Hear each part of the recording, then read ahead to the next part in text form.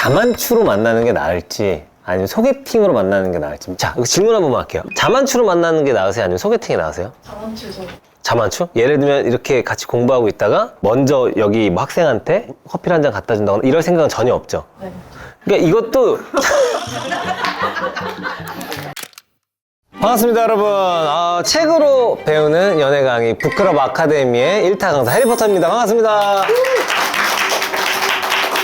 더 많이 늘었네요. 여러분들 다 재밌다고 난리야. 왜냐면 이걸 보면서 우리가 책도 읽는 거고 연애에 대한 또 감도 세우는 거니까 너무 좋지 않습니까 여러분? 좋습니다. 이제 오늘은 또 재밌는 주제인데, 이제 오늘의 주제가 뭐냐면 바로 모쏠의 모든 것입니다. 이제 모쏠 딱 듣자마자 우리가 벌써 좀 당기잖아요. 느낌이 오잖아요. 과연 모태솔로란 무엇일까? 내가 이래서 모태솔로인가 하고 돌아볼 수 있는 공략법을 좀 알아갈 수 있는 피가 되고 살이 될 수업이 될 것 같습니다. 혹시 우리 여기 수업 듣는 학생 중에 모태솔로가 있는지 좀 궁금해요. 혹시 자신 있게 그냥 편하게 모태솔로 박수 한번 주세요. 모태솔로. 자, 이렇게. 모태솔로 보기 힘든데, 혹시 한 달 정도라도 만났던, 아니요. 진짜 저 없고? 진짜 성골로. 진짜 네. 성골 모태솔로의 자리에 함께 있어서 영광으로 생각하면서, 근데 혹시 모쏠의 기준이 뭐라고 생각해요?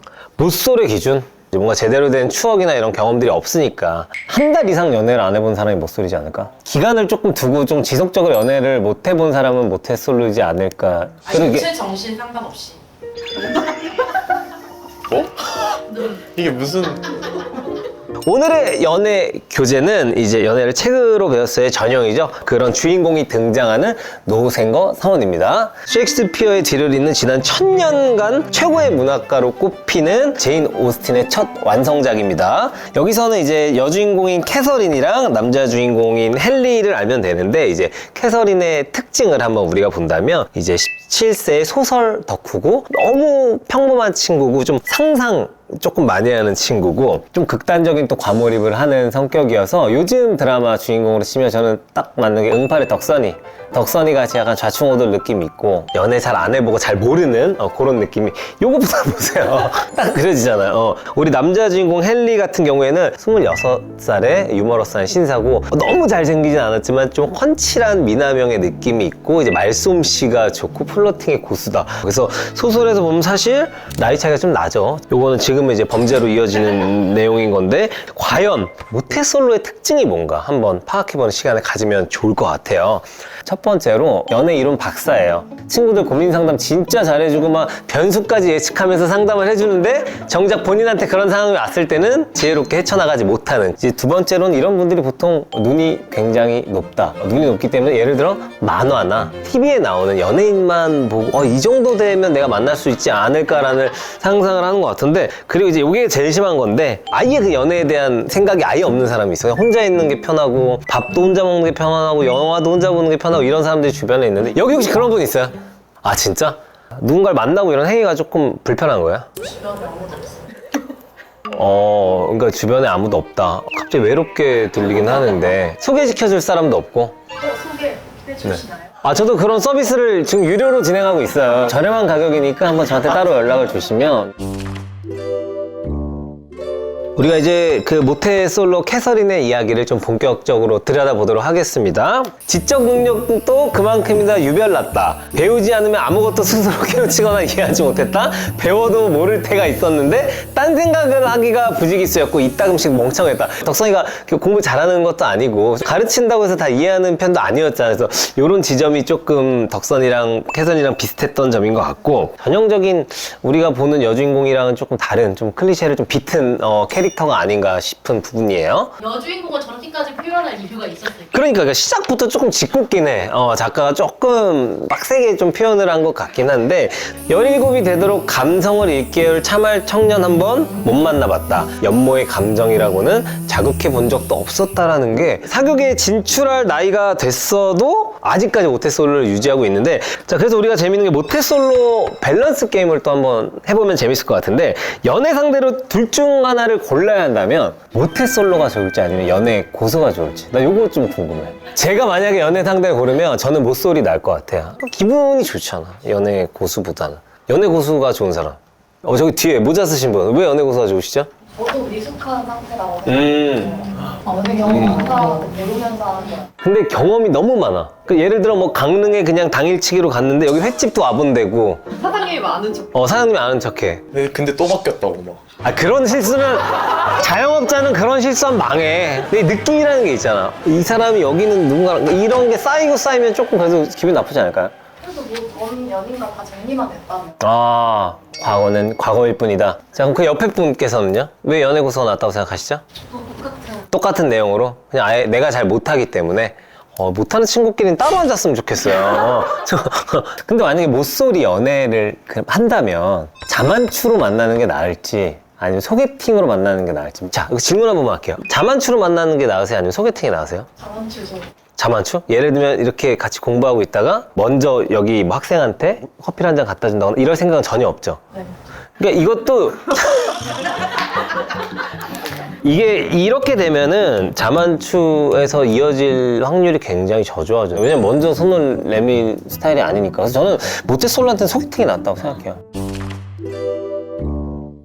캐서린과 헨리의 첫 만남에 대해서 이제 시작을 해볼 건데, 이제 18세기 사극에는 이제 회원제, 결혼시장, 직업이 변변찮고 재산이 적으면 조금 이제 가입해서 들어가기가 힘들고 어느 정도 있는 사람들끼리 모여서 거기서 만남의 장을 만들어주는 거라고 볼 수 있는데, 넷플릭스의 브리저튼 봐도 옷 엄마가 딱 세팅해주면 문 열고 들어가서 그 남자들 보고 그런 내용이 뭔가 사교 활동이라고 볼 수 있을 것 같아요. 거기서 이제 한 남자를 만나게 돼요. 그의 이름은 틸리였다. 28 정도로 보였고 큰 키에 호감 가는 용모와 지적이고 활기찬 눈빛을 가진 신사로서 아주 잘생기진 않았지만 미남형이었다. 그는 유창하고 활달하게 말했다. 속속들이 알아듣지는 못했지만 어딘지 장난스럽고 기분 좋게 사람을 끄는 말솜씨였다. 주인공 헨리를 봤을 때 펀치한 것만 빼고 저랑 좀 비슷한 느낌이 있는 것 같아요. 이남형은 그러면 들어가는 건가요? 어떤 거요? 이남형.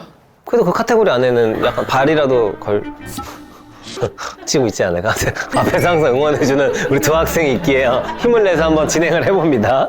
무슨 생각을 그렇게 하나요? 무도회장으로 들어가면서 그가 물었다. 아무 생각도 안 했어요. 대답이 교묘하고 심오하네요. 무슨 생각을 했는지 말해주지 않겠다고 하지 그랬어요. 그럼 말해주지 않을게요. 고맙습니다. 덕선이는 잘 모르는 거예요. 이제 어떻게 대응해야 되고 이런 걸 잘 모르니까 맨날 딴 생각만 하고 그 공포 소설만 읽고 했던 친구니까 이런 게 익숙하지 않죠. 근데 남자는 너무 능숙하지. 26살에 훤칠한 남자고 경험도 많으면 사실 아예 조금 차이가 나죠, 그래도. 그래서 저는 사람을 처음 만날 때 상대방한테 호감도를 올려놓는 게 굉장히 중요하잖아요. 그래서 이런 꿀팁을 몇 개 알려드리고 싶어요. 선생님의 경험으로서. 뭐가 있을까?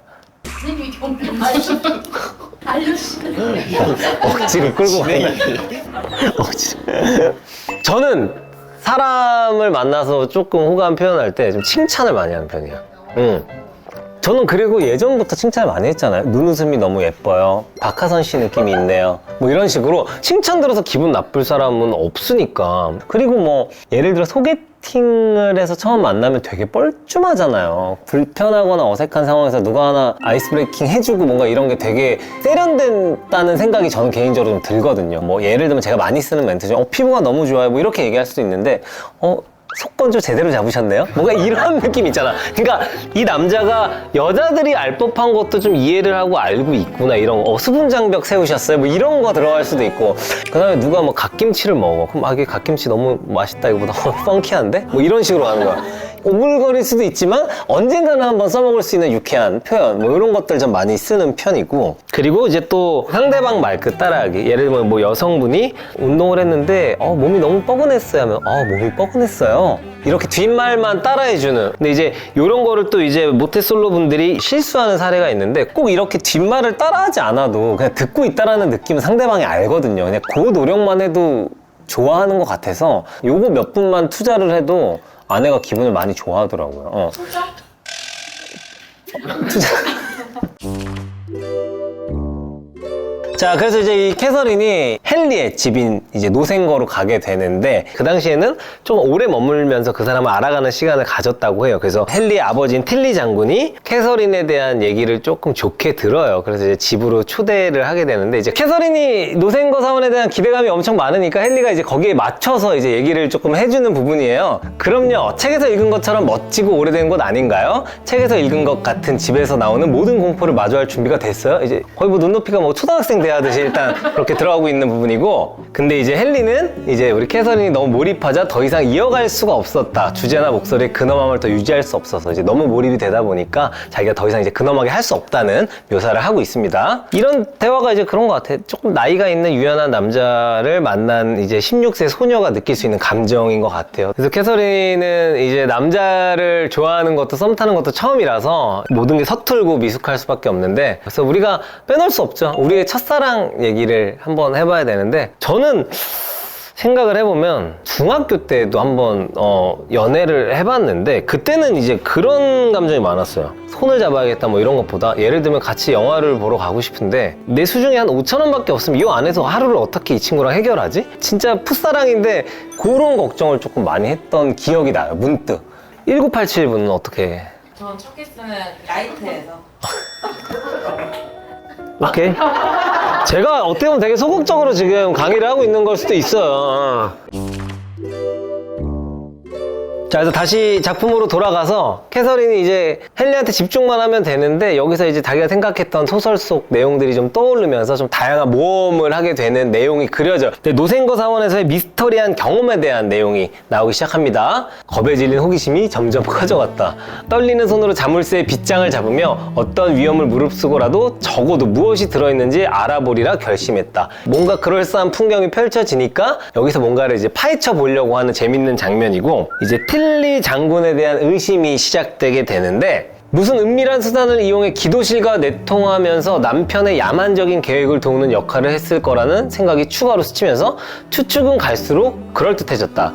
부인은 아마 철두철미한 계획에 따라 마비 상태에 빠진 채 그 계단 아래로 옮겨진 것이다. 캐서린 상상을 하다 보니까 이 노생거 사원의 방에서 우리 이제 틸리 장군의 아내가 죽은 일화를 듣고, 분명히 혼자 죽은 게 아닐 것이다. 우리 틸리 장군이 뭔가 은밀한 수단으로 뭔가 이 살인에 개입되지 않았을까라는 상상까지 하게 돼서, 이게 그래서 시아버지가 될 수도 있는데 지금 그 연애에만 집중을 못하고 별의별 생각을 하느라고 지금 정신이 없는 상황이고, 그래서 이제 노생거 사원에서 이제 4주째 있는데 갑자기 이제 아무 설명 없이 무례하게 캐서린이 쫓겨나게 됩니다. 영문도 모르고 이제 멘탈이 부서진 채로 이제 비련의 여주인공처럼 이제 집으로 돌아가게 되는데, 이게 왜 그렇게 쫓겨난 걸지 한번 추측해보면서 보는 거 재밌을 것 같고, 헨리와 인사도 못하고 집으로 온 캐서린은 연애에 성공했을까? 아니면 또 클리셰에 따르지 않던 여주답게 모태솔로로 평생 남아서 끝까지 독신으로 살다가 갈 수도 있는 거니까, 또 이런 게 포인트, 우리가 또 책을 읽는 관전 포인트이기 때문에 밀리의 서재에서 여러분 꼭 봐주시길 바랍니다.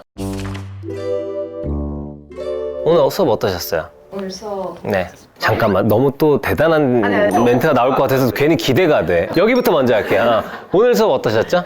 지금에 집중하는 편인데 네네. 좀 과거를 한번 되돌아보는 시간이었습니다. 맞아, 이게 되게 지금 만나고 있는 분한테는 미안한 일일 수도 있지만 풋풋했던 과거와 이랬던 뚝딱거렸던 옛날을 떠올려 보는 것도 되게 재밌는 포인트인 것 같고. 어떠셨어요 오늘?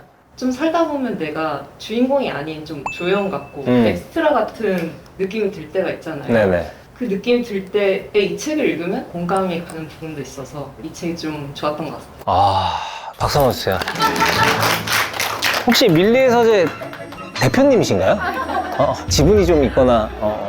저는 그냥 뭐랄까, 캐서린이 나중에 이불킥하는 순간이 엄청 많을 것 같은, 자기 옛날에 처음에 사랑했던 그 순간을 되돌아보면서 진짜 약간 부끄럽고 이런 순간이 많을 것 같은 책이었어요, 저한테는. 그래서 너무 재밌게 봤었고, 노생거 사원을 추천드리고 싶은 분들은 좌충우돌 짝사랑 이야기 좋아하시거나, 이제 연애가 막 끝나서 솔로가 됐는데 좀 적적하게 지금 하루하루를 보내고 있는 분들, 진짜 모태 솔로인 분들이 읽어주셨으면 좋겠고, 네. 저에게 노생거 사원이란 연애 예방 접종이다. 이 연애에 대한 환상은 따끔하게 깨져버리는데, 아픔에 대한 또 면역이 생기면 나중에 또 연애를 잘 할 수 있는 연애 예방 접종 같은 게 아닐까 싶어요.